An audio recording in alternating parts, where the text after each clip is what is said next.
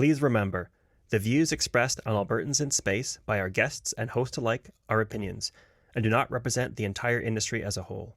Our podcast serves only as a platform, and all topics discussed are primarily for educational purposes only.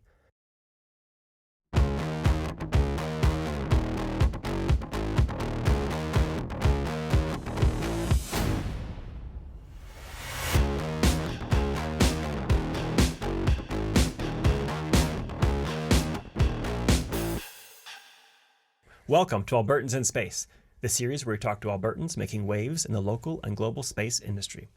In today's episode, we invite Amanda Green to discuss with us educating and inspiring the next generation of space professionals and enthusiasts and how important it is to cultivate a passion for space. And I'm your host, Zach Trolley. And I'm the co-host and space sidekick, Meghan Westelmajer. Zach, why didn't the sun go to college? I don't know why. Why didn't the sun go to college? It already had like 1,000,000 degrees. All right. I'll give it to you. Albertans in Space is filmed in the city of Calgary on Treaty 7 territory. This land, traditionally called Guiness, belongs to many nations and peoples who make their home here. And we honor the traditions taught by our elders to acknowledge the generosity of Mother Earth and to take care of this land as humanity expands to new worlds. Honestly, every time I hear the phrase, the next generation, I think of Star Trek immediately. To boldly go where no one has gone before. It's cheesy, but that's actually what we are doing, every day, whether we're, astronauts in space or doing space education, we are looking to that new horizon and seeing things that have never happened before. A really important question, Meghan, Star Trek or Star Wars?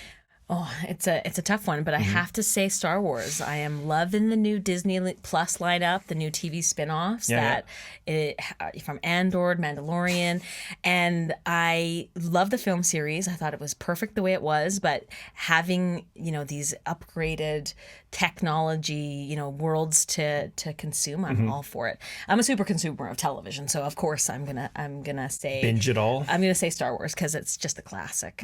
What about you? Do I even need to ask? I am Star Trek through and through. Growing up, I would watch it, and I wasn't one for the captain's chair. I always wanted to, be Miles O'Brien or Geordi LaForge in the engine room doing engineering. I mean, working on the warp drive, dream job. I sometimes put that the warp drive sound on like a 10-hour loop and listen to it when I'm doing work. So that's the level of nerd where you're working with here. I think that's amazing. And you know what? There's still time. There's still time to get there one day. If anyone knows that job, can give it to Zach, please. Please. Yeah. I'm out there. Anybody who has a warp core that he's working on, let me know.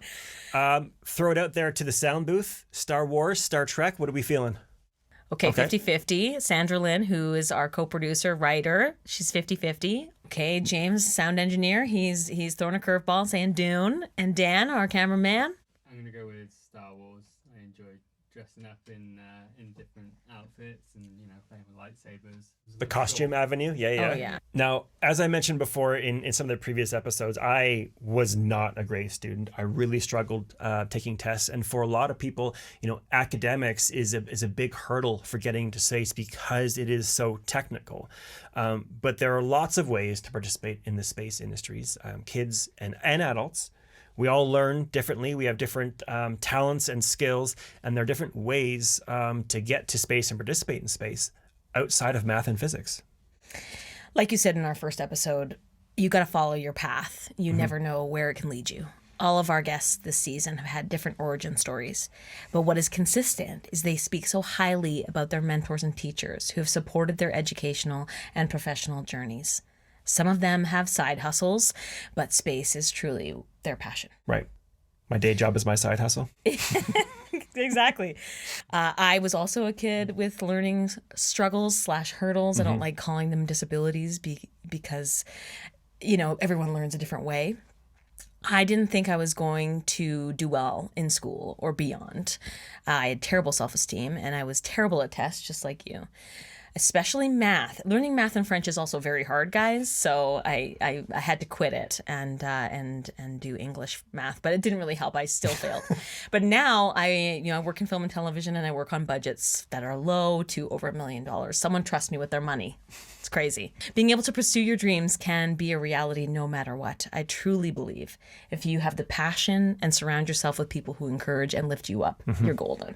Now, to educate our children is no easy task in our complex world. I think it's one of the most important jobs in our society right now. So when we do come across a teacher that excels and connects with their students to meet their needs and to help them flourish, we as a community, we need to celebrate them. And that's why I'm so delighted to introduce our audience to today's guest, Amanda Green. Amanda Green is a middle school STEM educator from Beaumont, Alberta, with a passion for teaching science, math, coding, and STEM classes in both English and French. As a lover of nature since childhood, her desire to educate our next generation on taking care of our world gives us hope that the Albertans of tomorrow will gain the knowledge needed to build a better, more sustainable future. Graduating with a bachelor's degree in education from the University of Alberta in the early 2000s, Amanda began her career as a biological science teacher in Monterrey, Mexico. She has since taught various subjects in multiple cities in northern Alberta. In 2018, Amanda gained her first bout of recognition by being awarded the Outstanding Science Teacher Award from the ATA Science Council. This was followed by the Learning for Sustainable Futures Earth Steward Teaching Award in 2021. In 2022, she was given the Prime Minister's Award for Teaching Excellence in STEM Certificate of Achievement. Her passion to save and take care of our world and future worlds led Amanda to discover her other passion, space, the subject of this podcast. That's what we're here for. She is a Canadian Space Ambassador and is a member of the Board of Directors for Inside Education. You know, sometimes oftentimes I'm blown away by the talent that we have in this province. But just a quick area of clarification: where is Beaumont, Alberta? I had to Google it. It's about 40-minute drive south of Edmonton. Apparently, it began as a French settlement in 1895. No wonder she's bilingual, and is known for its picturesque church on the hill. I feel like an educator. We are learning things every single day. It's fantastic. I didn't know we had that much French. I didn't know there was that many French settlements. Do parlez-vous française? Un petit peu. Je suis une pizza avec du fromage. Amazing. That sounds right to me. You know, that's 7 years of French immersion right there for you.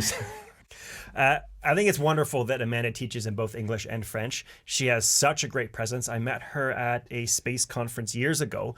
She was speaking on a panel that I was moderating, and her passion was palpable. It was amazing to see how excited she got about teaching, and being sustainable and honoring and protecting Indigenous cultures as well. Why does sustainability and protecting Indigenous culture matter when we talk about space education? Well, you know what? We're going to find out.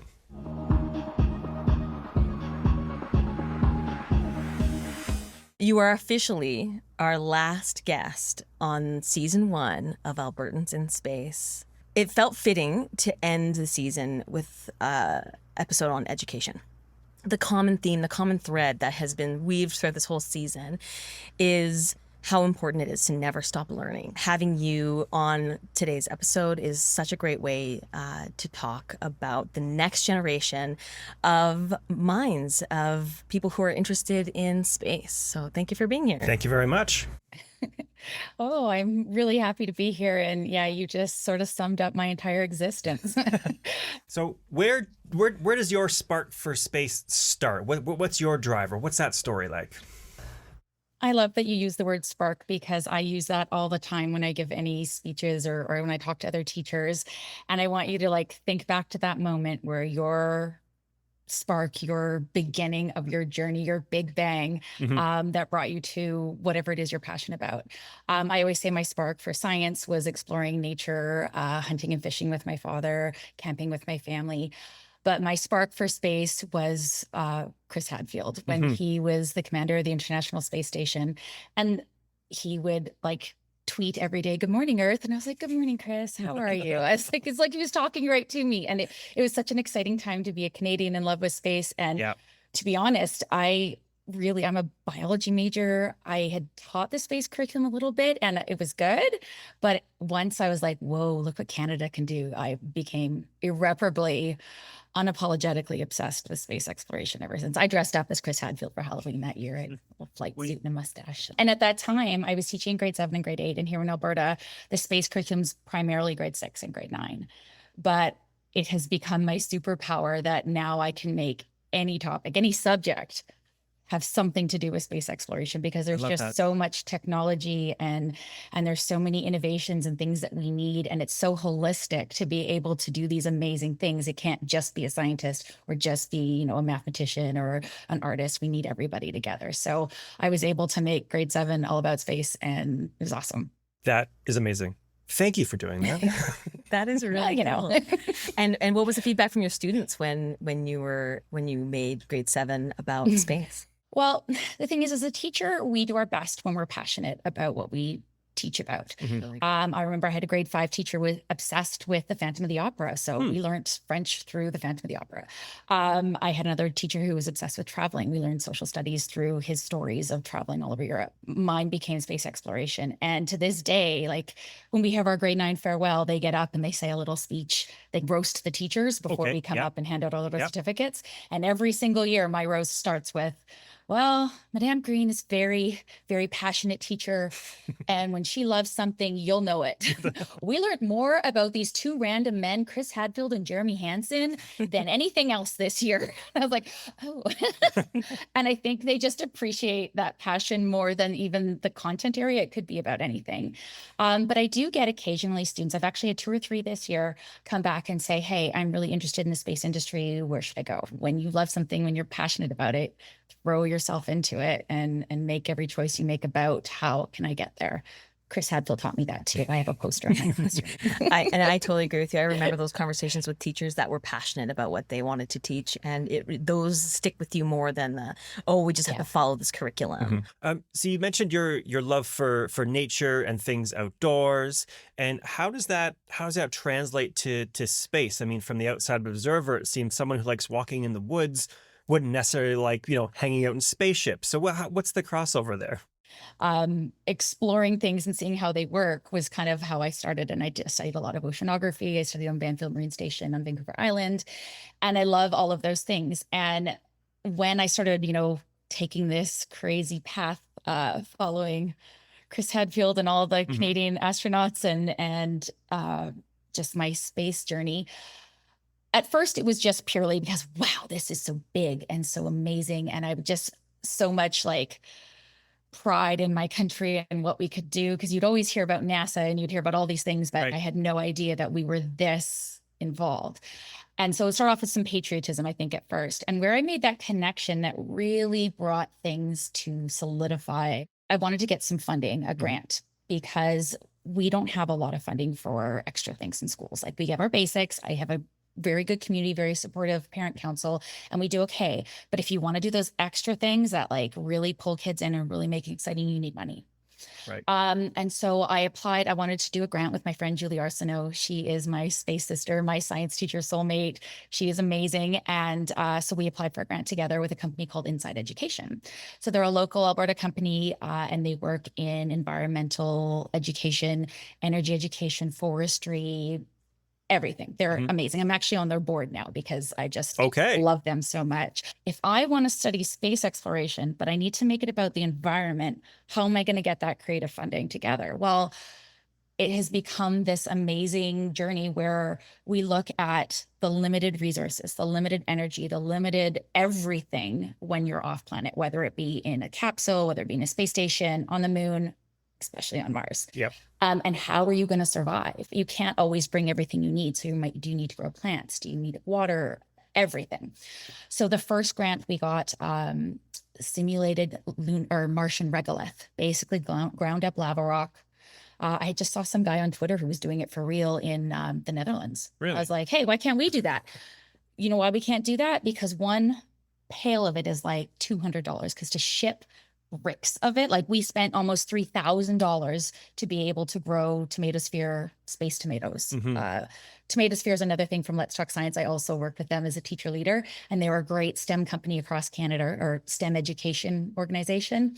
And they had this thing called Tomatosphere. So you get tomato seeds, and half of them had been flown up to the International Space Station and brought back down, and you germinate them in class. And I've been doing this for 10, 12 years now. I love it. It's how I start day one of school. We plant these tomatoes, we run the experiment, teach the kids experimental design, scientific literacy, scientific method, all that.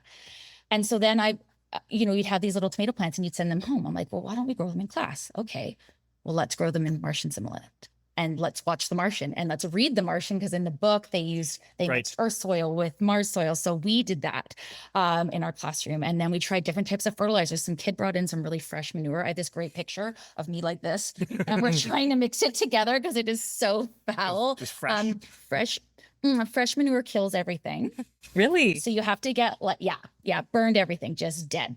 And lots of mistakes. So roundabout story, that connection between biology and nature and the environment and space exploration is that we need to be able to find these creative solutions. And it's evolved since then to like, Let's Talk Science Living Space involves environmental monitoring. So we have these little microbits or little pocket-sized computer that can do so much, and you can plug in all of these different components. And it's $30 for the basic component. So it's affordable. So another Inside Ed grant helped us do some environmental monitoring, and we compared here to the International Space Station.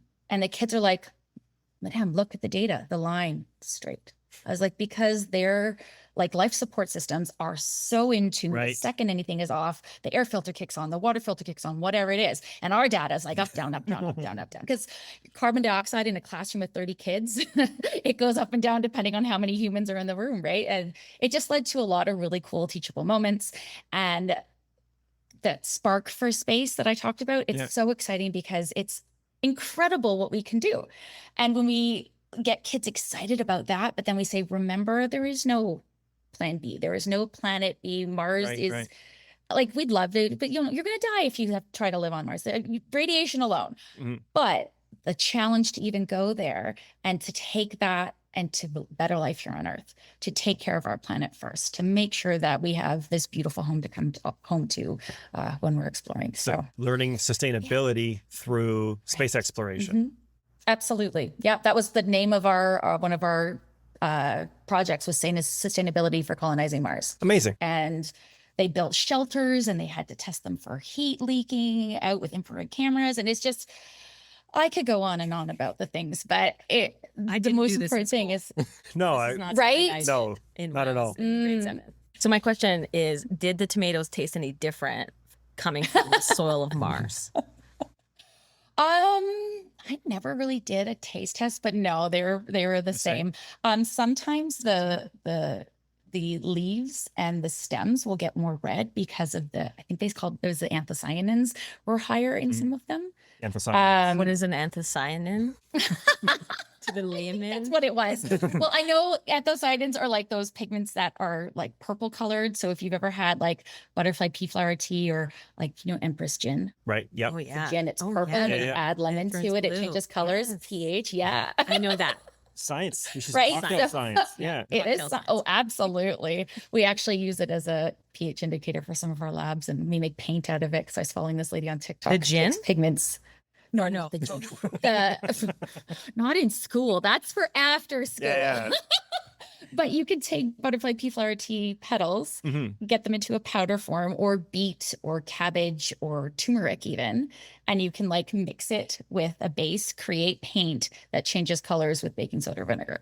So we watched an incredible interview with yourself and Wilfred Buck.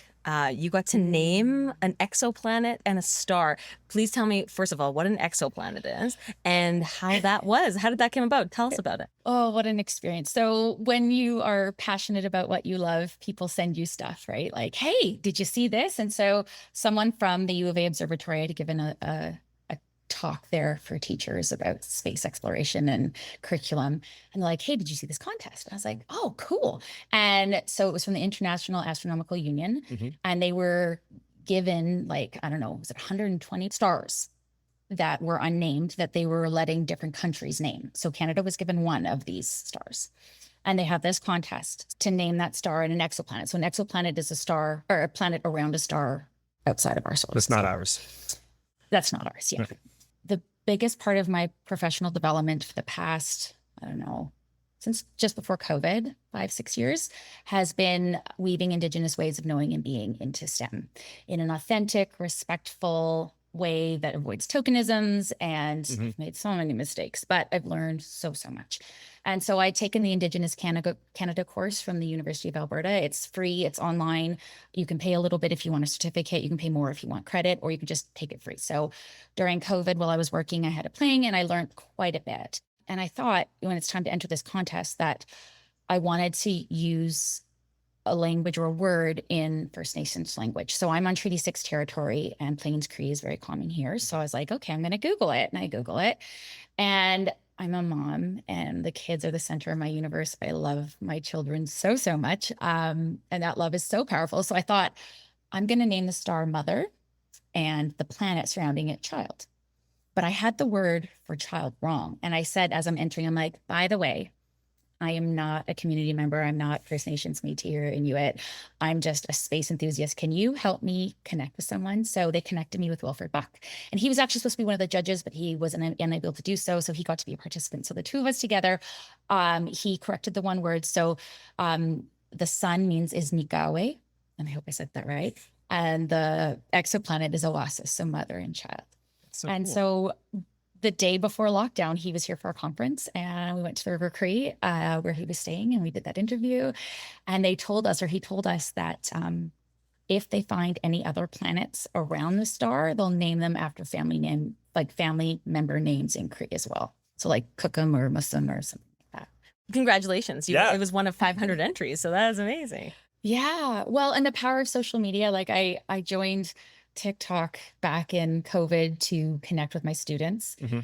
And then I've always had a teacher Instagram just for like connecting with parents and students and watching them grow up. And so being able to share it on that platform and then on Twitter and everywhere else, there was such a good response and support. So now, and Wilfred's coming now to the ATA Science Council conference this fall. We're having a two-eyed seeing theme, which is kind of like a Western and an Indigenous worldview. Mhm. And so he's our keynote speaker. He brings like this big inflatable dome that he lights up, and you get to come in and he'll tell sky stories, and it's amazing. And do you incorporate a lot of the Indigenous teachings in your own classroom? Yeah, as much as I can. It's always best when you have an elder. It's always best to come directly from the source. So I'm very, very mindful because I'm not a community member, that the sources, the books, the videos that I use Mhm. are from Indigenous people, that I'm not repeating ceremony. I'm not, I had a braid of sweetgrass hanging on my poster on my display board thinking, hey, now kids can see it, they could even smell it or touch it. And they're like, yeah, that's a sacred medicine. It needs to be stored in a wooden box. I'm like, oh, okay. So yeah, I've learned a lot of those things, but like I do a chemistry of Bannock lesson where they learn all about the chemical reactions that happen to make Bannock. And then I make it at home now because it was the one year we made it at school. It took all day and it was bonkers. But the kids, it's so good. The kids will take jars of cream and make butter with Métis jig music playing. And, I used a video made by an Indigenous person to sort of teach that lesson. And then they'll learn the words for like flour and salt in Cree or whatever language I had in a video. So a lot of books that we use. It's been really good. So there's sky stories.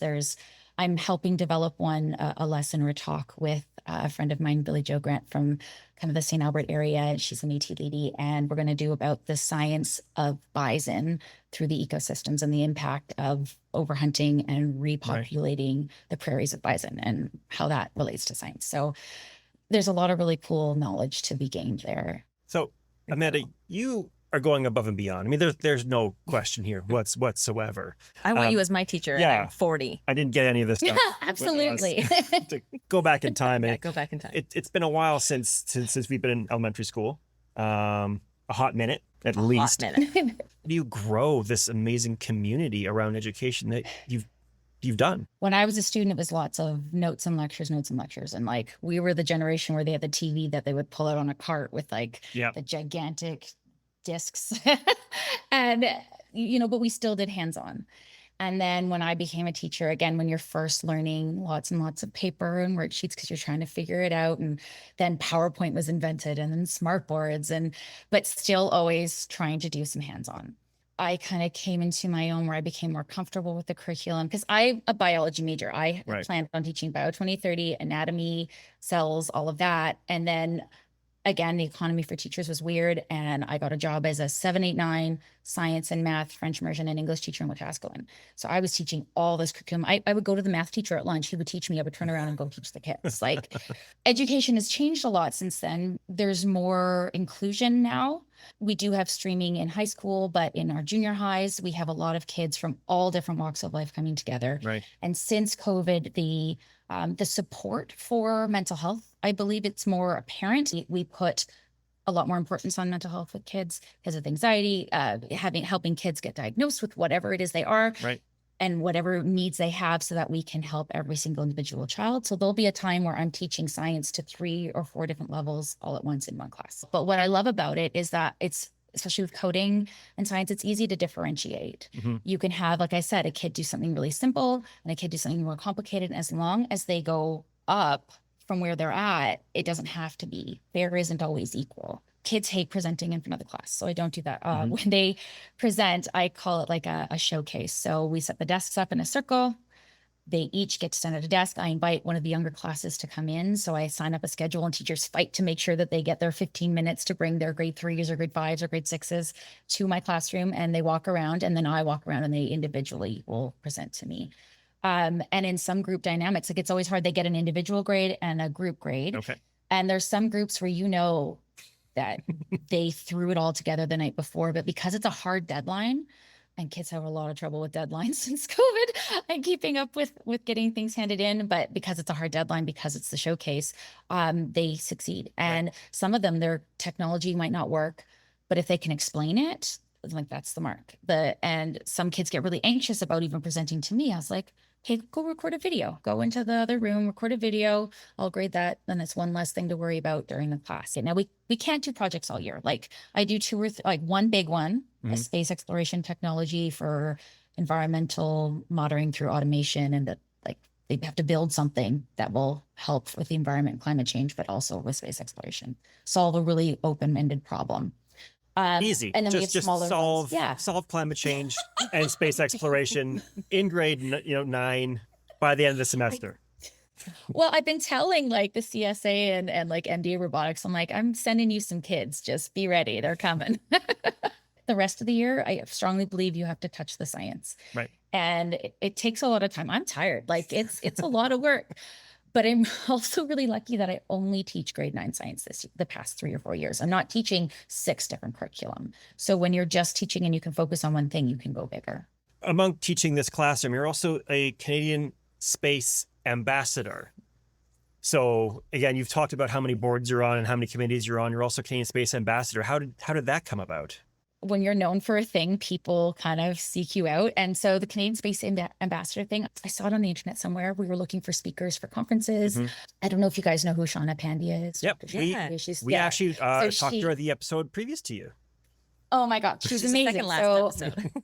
Okay, then y'all know how inspirational this. I'm after Shauna. Holy cow. Oh, I just got really warm.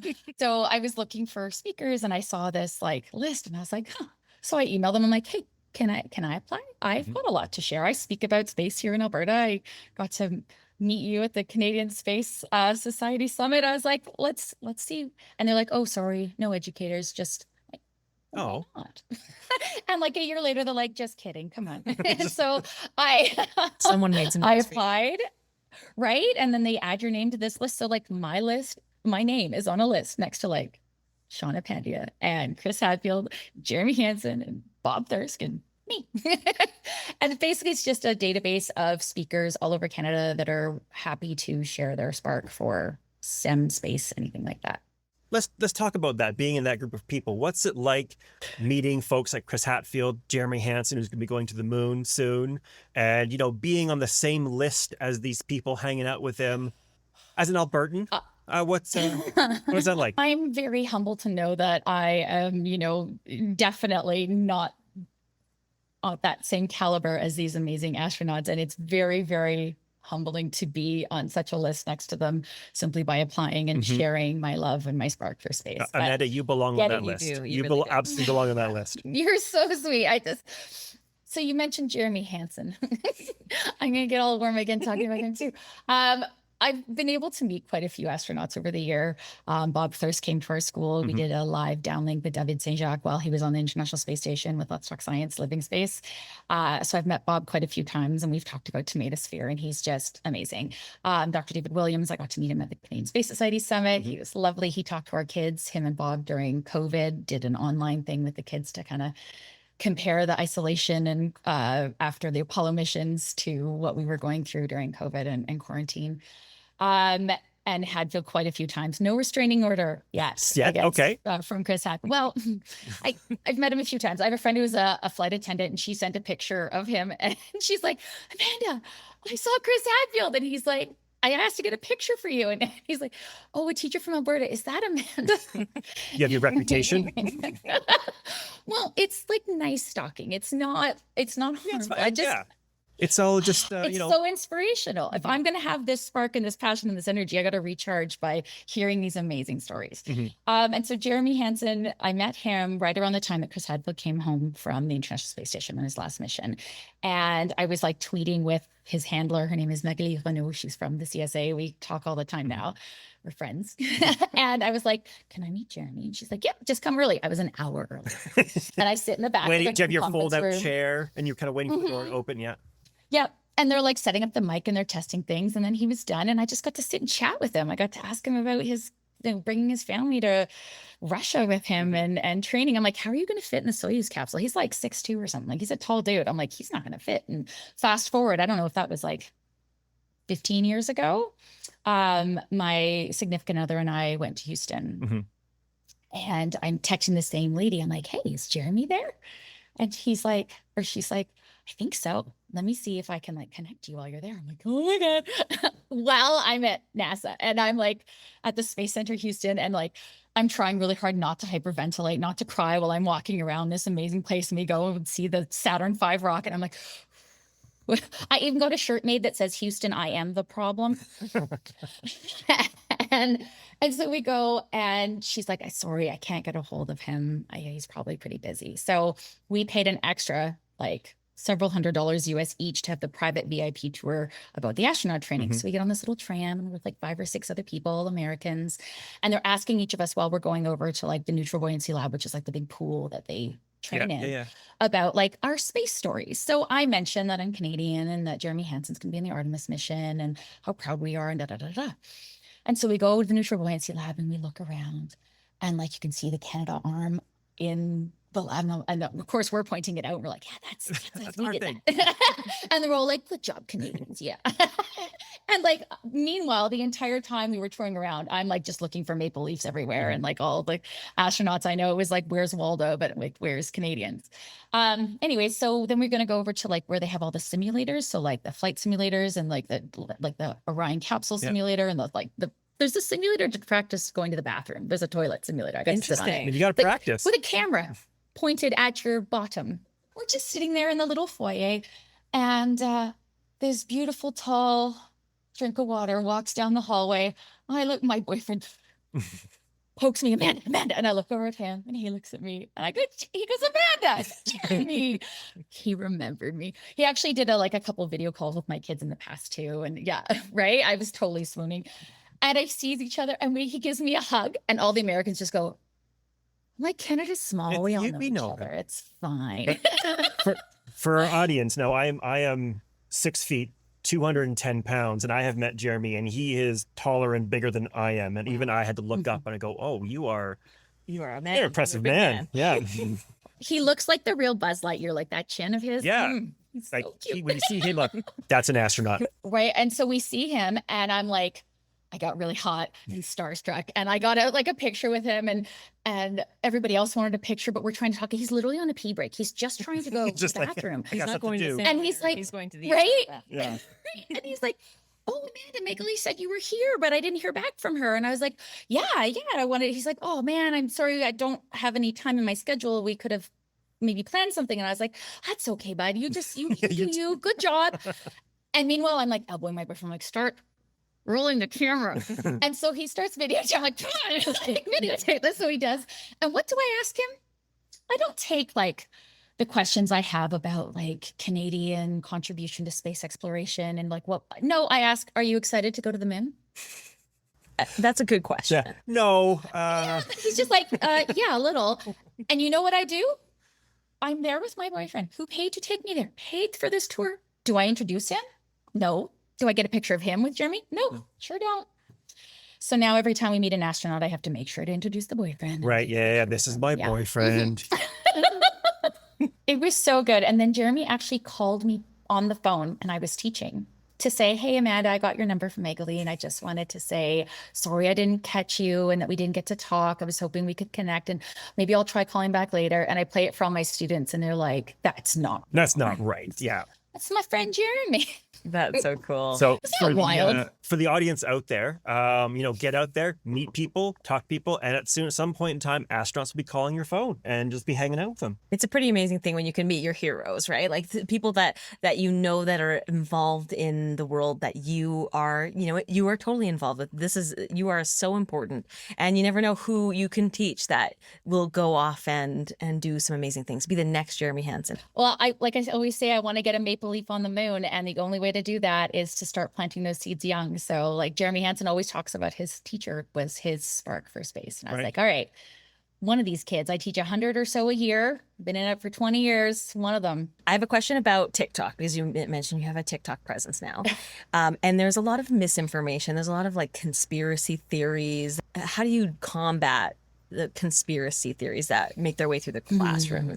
That's an excellent question. So since COVID, I don't know if you've seen it, and I don't know if it's the time and the climate with our neighbors to the south of us, but a lot has changed in regards to misinformation and to disinformation and conspiracy. Like, it just seems to be on a rise. It's epidemic in proportion compared to the past. I remember when I was a kid, teachers were held in this like high esteem, and we still are for the most part, but there's more criticism and there's more like, we're trying to brainwash kids and all this stuff. And I'm like, oh. So I think one of the ways that we combat that misinformation is teaching kids, what does good science look like? Right. Showing them examples where scientists call each other out, and like what vetted means and what peer-reviewed means. Finding graphs that show different media sources and which ones are the most politicized, which ones are more fact-based. I have a whole show or slideshow that I do on this every year with my students. And I think I had it all into like one lesson. I think I need to break it off into a few more because it's that important. Right. So showing them what good science looks like.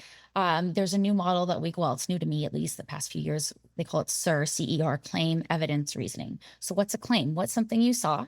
Let's find the evidence for it, and then show the reasoning behind it to kind of connect everything around. And my own son will send me like Instagram reels or TikTok videos like, okay, Mom, but this one is real. And he sent me one about like chemtrails. And the way the video was made, the production value was high. Yeah. The way they were talking sounded like science, and it sounded very convincing. Like, obviously not to me, but I could see why any kid would find that very evocative, because it elicits conversations and it makes things exciting. And who doesn't like a little drama?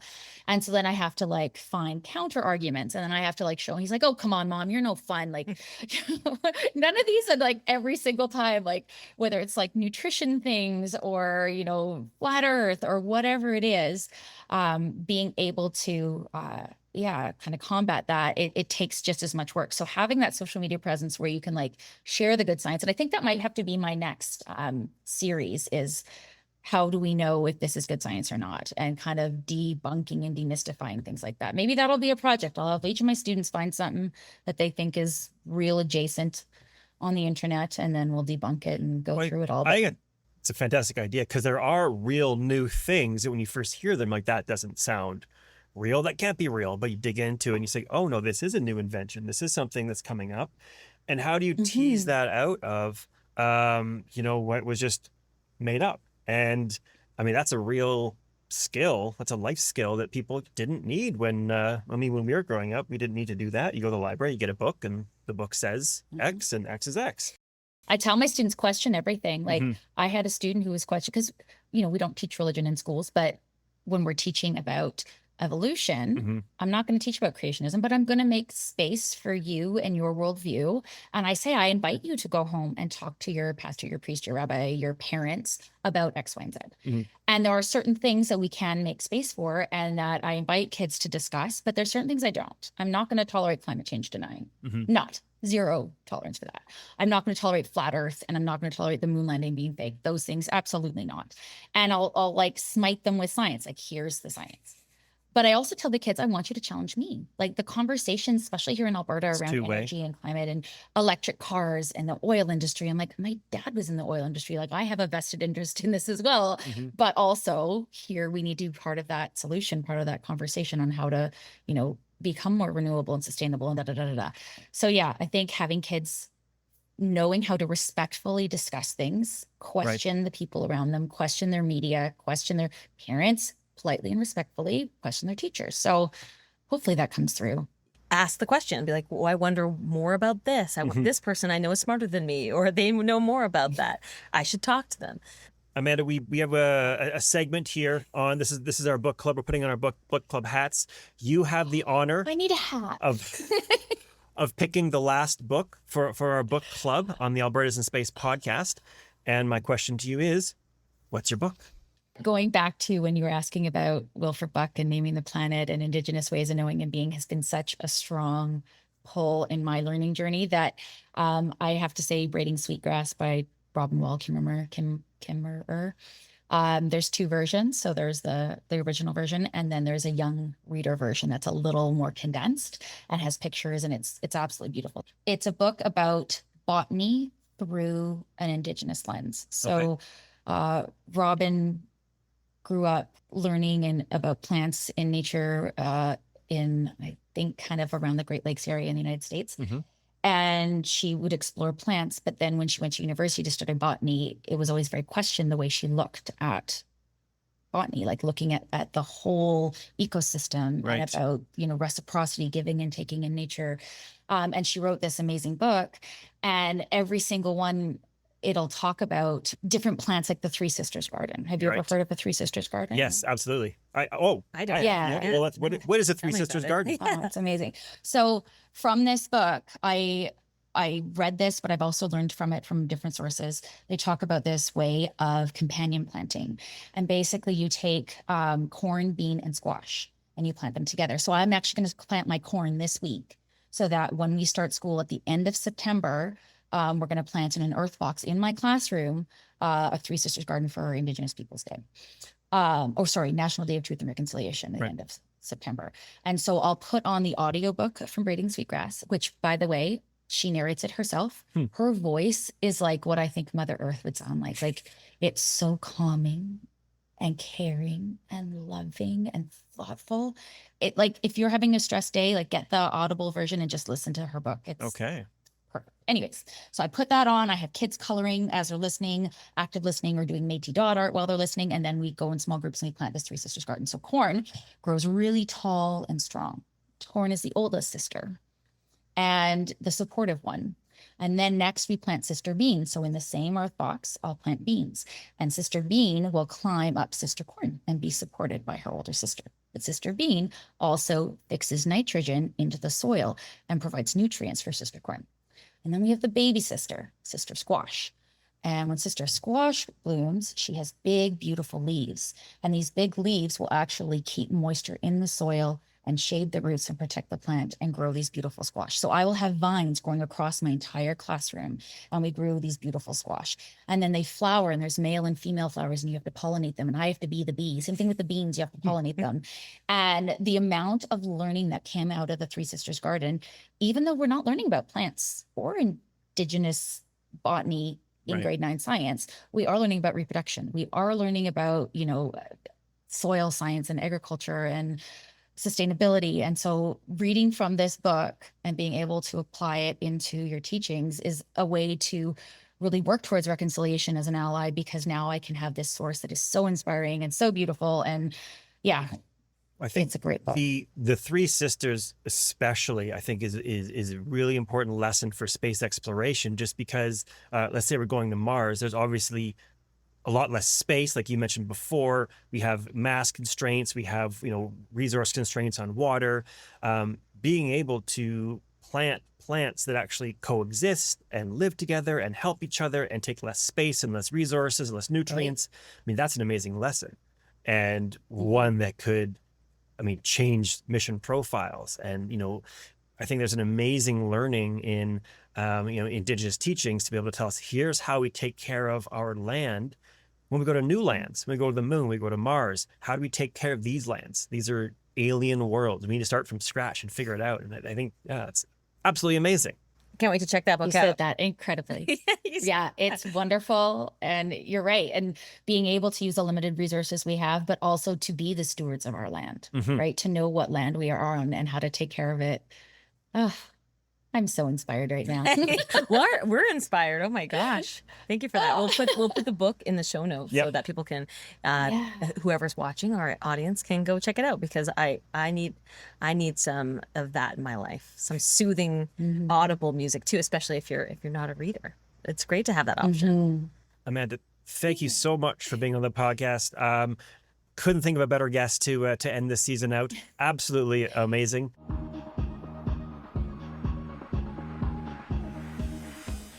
We want to thank Amanda Green for joining us today as our last guest of season 1 to share with us her insight into cultivating the young minds of our future. Knowing that educators like Amanda exist reassures Albertans that our children are in good hands. If you'd like to follow Amanda on social media, you can find her on TikTok at Madame Amanda Green, and that's MME Amanda Green. Huge thank yous to Sandralynn for her writing research efforts throughout the whole season, James, our sound engineer, 6 Degrees Music and Sound, and Dan, our DOP camera, for helping us make this podcast look and sound amazing. Albertans in Space is available to watch on Optic TV and through our YouTube channel. Don't forget to hit the subscribe button and like. We appreciate your support. And don't forget to follow us on Instagram at AlbertansInSpace_podcast. Creating this podcast has been an amazing experience. Thanks, Zach. It's been fantastic. I want to thank all of our guests for taking the time to talk with us. I've learned so much personally about space and the people in our city who are pushing boundaries and doing pretty incredible work. And our audience, thank you so much for tuning in and being with us on this journey. We hope you've learned something new. And most of all, if you want to be a part of the space industry or even just the conversation, you can.